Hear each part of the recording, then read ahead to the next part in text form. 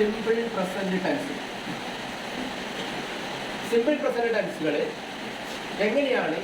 Simple present ടെൻസുകളിൽ നമ്മൾ വെർബുകൾ ഉണ്ടാവുന്നത് കഴിഞ്ഞ ക്ലാസ്സിൽ ഞാൻ അതിനെ കുറിച്ചിട്ട് പറഞ്ഞതാണ്. അതിപ്പോൾ നിങ്ങളെ മുമ്പിൽ അത് എഴുതി ഫലിപ്പിക്കുകയാണ്.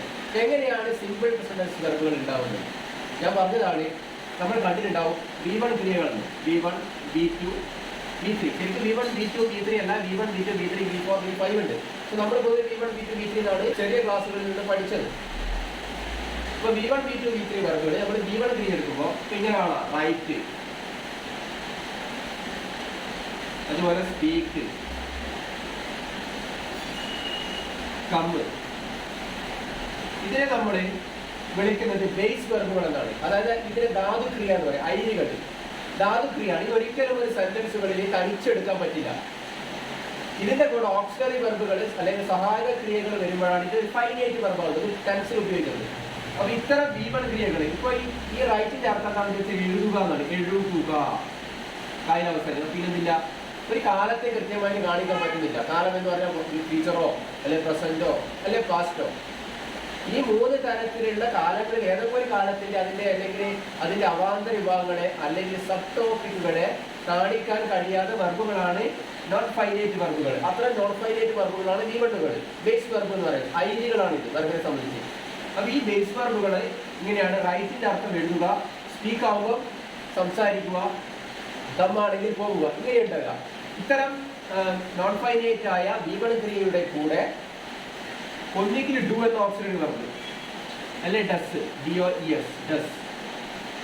ഈ ഡസ് അതായത് ഡു ഓർ ഡസ് എന്നീ വെർബുകളിൽ ഈ പറഞ്ഞിരിക്കുന്ന V1 ക്രിയ. അപ്പൊ എന്താണ്?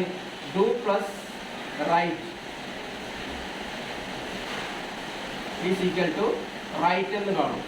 ഇത് ഫൈനൈറ്റ് ആയി. ഇതിൽ ഡുണ്ട് എഴുതുന്നു എന്നുണ്ടാവും അല്ലെ എഴുതാറുണ്ടെന്ന് വരും. എഴുതുന്നു അല്ലെ എഴുതാറുണ്ട്.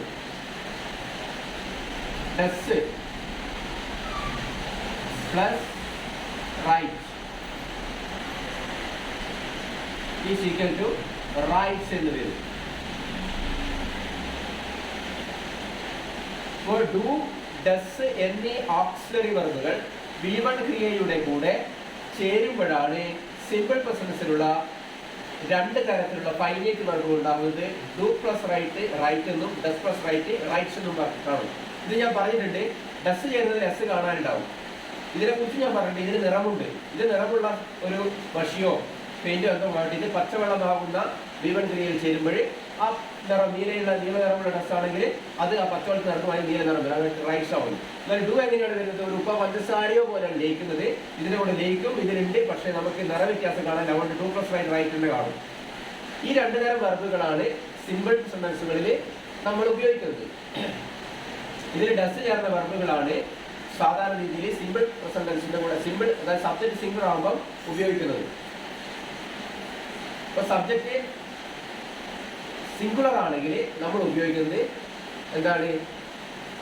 ഡസ് ചേർന്ന V1 ക്രിയകളാണ്. ഡസ് ചേർന്ന V1 ക്രിയകളാണ് നമ്മൾ സബ്ജക്റ്റ് സിംഗുലർ ആകുമ്പോൾ ഉപയോഗിക്കുന്നത്.